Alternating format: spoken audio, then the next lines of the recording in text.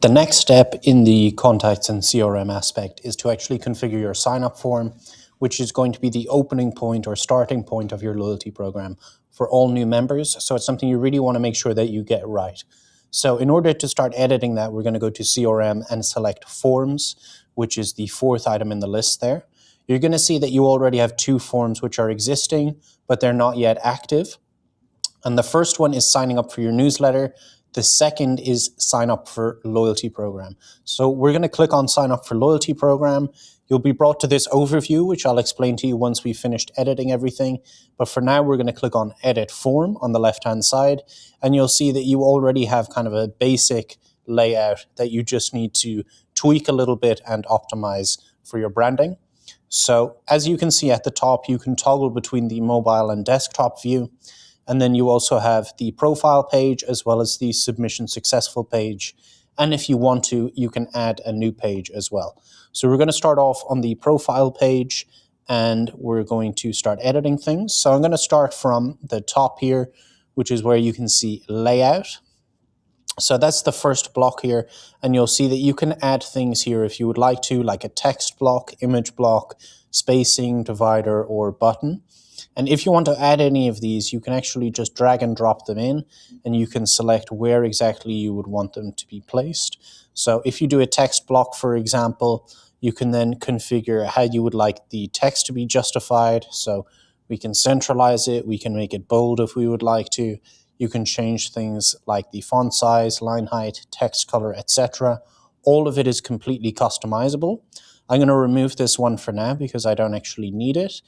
And the next thing I'm going to show you is how you can actually configure the more custom aspect of it. So here you can see you have text, number, date, checkbox, select, multi-select, range, toggle, and text area.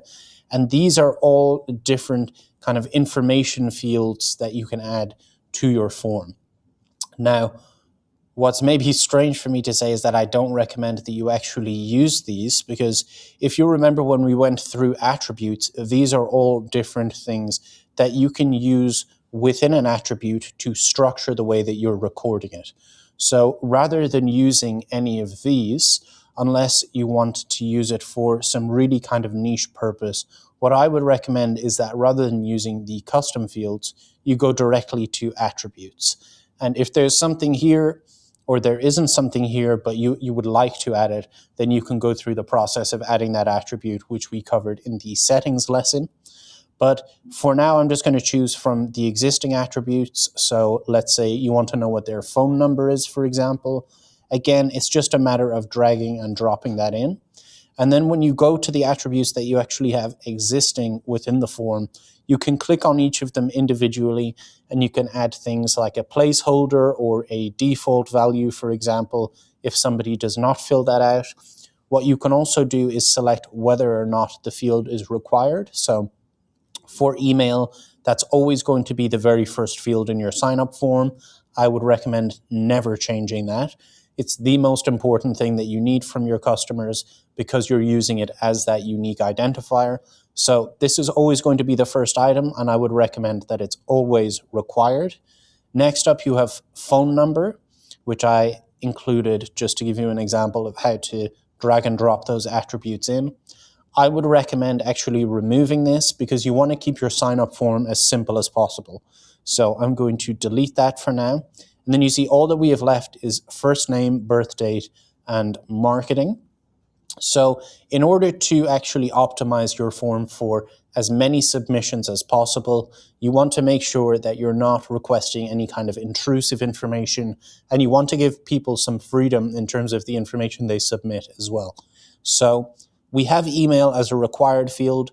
First name, I would also make a required field because it's not the most intrusive thing to ask your customers, and it also gives you that opportunity to personalize your marketing a little bit more. The final thing that we have then is birth date.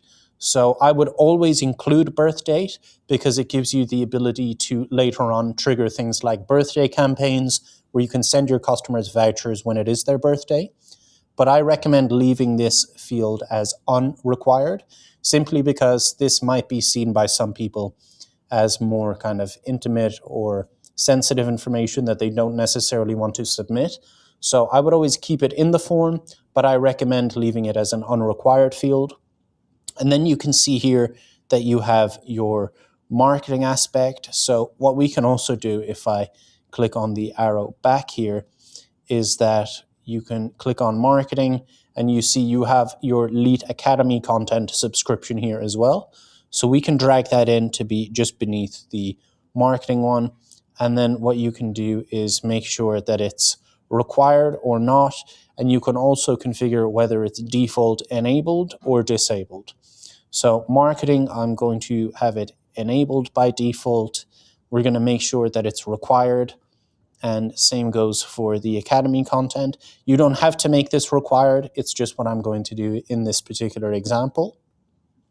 And now we've kind of configured everything that we need to within this sign up form in terms of what it is that we're measuring.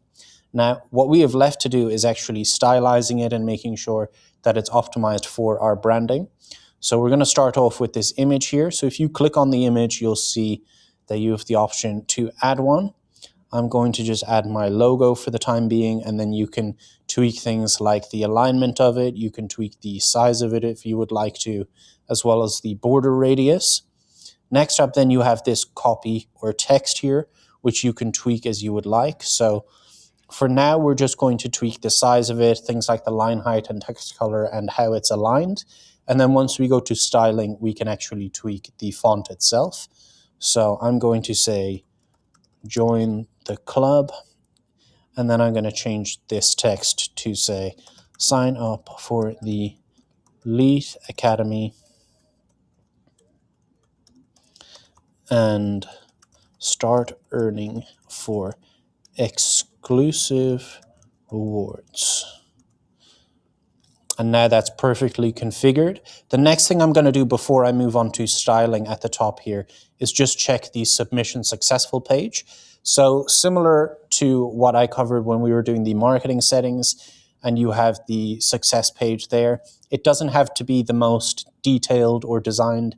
It kind of just serves as a confirmation that they've successfully submitted this form. But we're going to double check things anyway here, and we're going to say, thanks for joining the Lead Academy. So thanks for joining the Lead Academy. And I'm going to make sure that this text, again, is centralized. I'm going to increase the size of it. Now you can make it bold as well if you would like to. You can make it an underlined text. You can also make it italics if you would like to. Or you can even include a link here if you would like.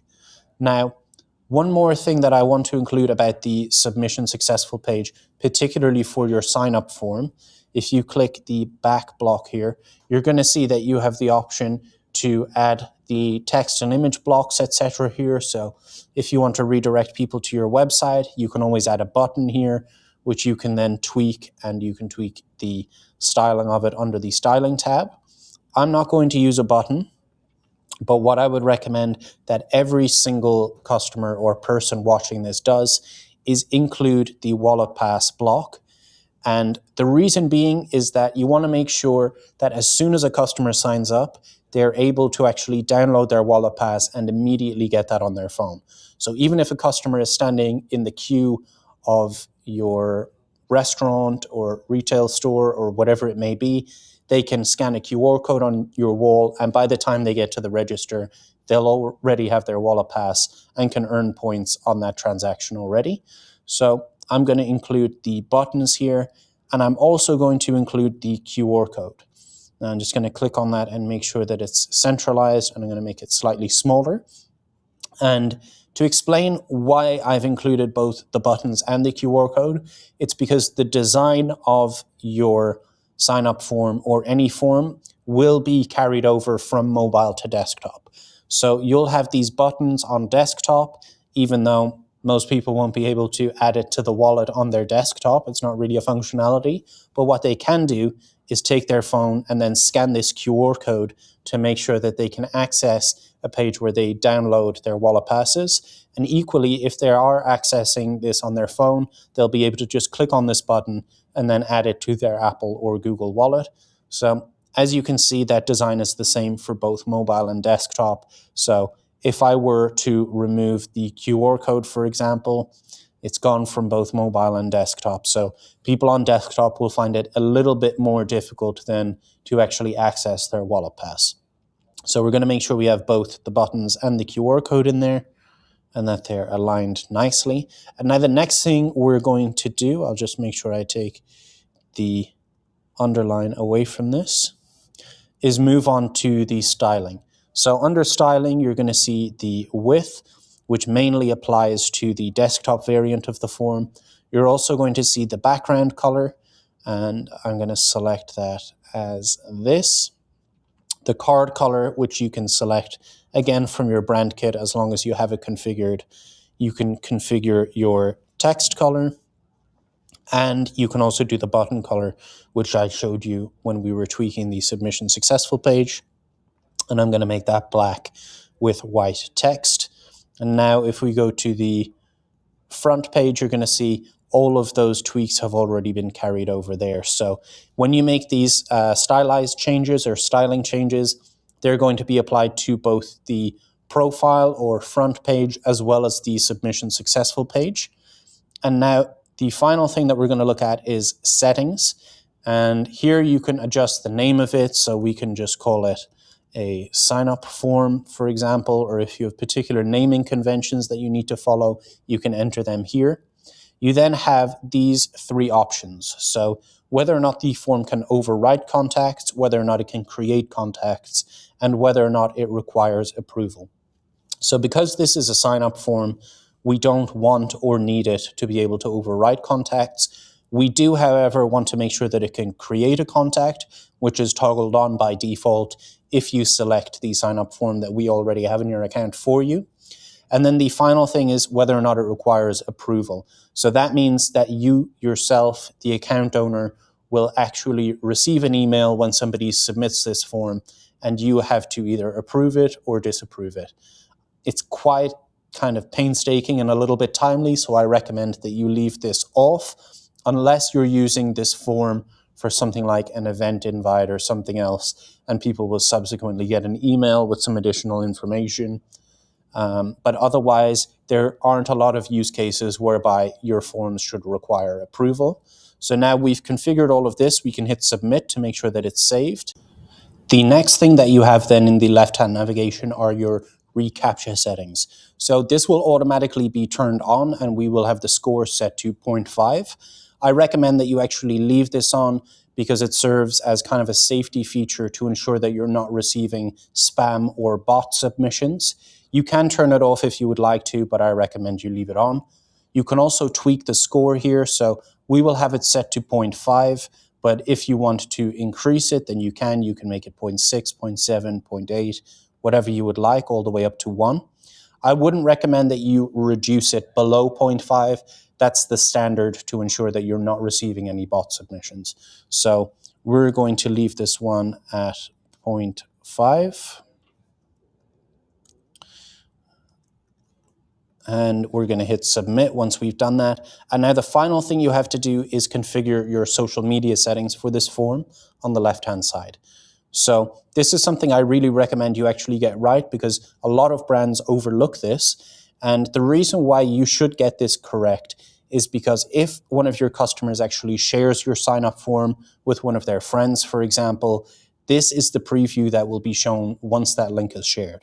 So you want to make sure that you're making a good first impression, that this is on brand, and that you have all of the content in there to actually entice somebody to click on that link and make them want to join your loyalty program. So we're going to say sign up for the Elite Academy and save for exclusive rewards. And then for the description, you can configure this as you would like. We recommend that you don't go above 150 characters because otherwise your description may be cut off. So we're going to say, join the club and you can start earning rewards and more with the Elite Academy. I'm going to keep it short because I'm sure you don't want to watch me typing a full description. but you can configure this whichever way you would like, make it as long or as short as you would like, but it is recommended that you keep it to beneath 150 characters so that your description isn't truncated. Now, the last thing that you have to configure here is the image. I would recommend that you use either a custom image that you can create that kind of references your sign-up form, and otherwise you can use your logo here. So I'm just going to use my logo for this example. It's a little bit blurry, so let me quickly choose a higher resolution one. I'm going to actually upload a higher resolution logo right here.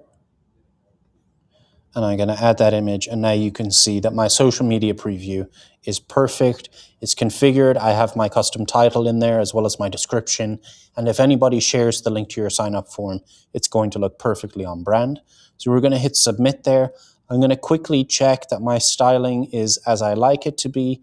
Just toggle between the mobile and desktop and make sure that we have the submission successful page in there with our add to wallet button as well as the QR code. Content-wise, we're also all good. There's nothing that we need to add here. So our sign-up form's completely good to go, and we can save the changes here.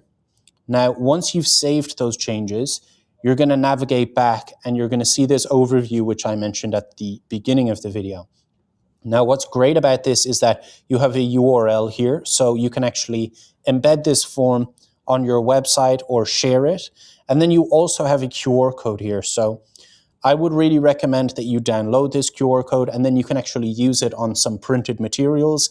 If you have a physical location, so you can create some table talkers, some posters for your window, some banners, and then customers can come in and, like I mentioned, scan that QR code, and maybe even by the time they've reached your counter, they will already have their wallet pass. Then you have here in the right-hand tab some embedment instructions, so you can do advanced embedding or you can do the quick embed. And then you also have the option to show the form in the top right hand corner, so you can get an idea of what exactly it looks like before you set it live. And then on the left hand side here, you can see that you can track these submissions by clicking on submissions here. And then you can also see the automation options and view any of the automations that this form is involved in. And that's something I'm going to cover in another video, but you can actually automate it so that your customers will receive a welcome email, which will also include their wallet pass as well as some details about your loyalty program as soon as they have submitted this form. And now we're just going to go to actions and we're going to hit activate. And now our sign-up form is activated. It's completely stylized. It's on brand. It's ready for your customers to start signing up to loyalty and get a perfect first impression. So I'll see you in the next video where I'm going to cover how you can measure some more things using custom attributes and forms.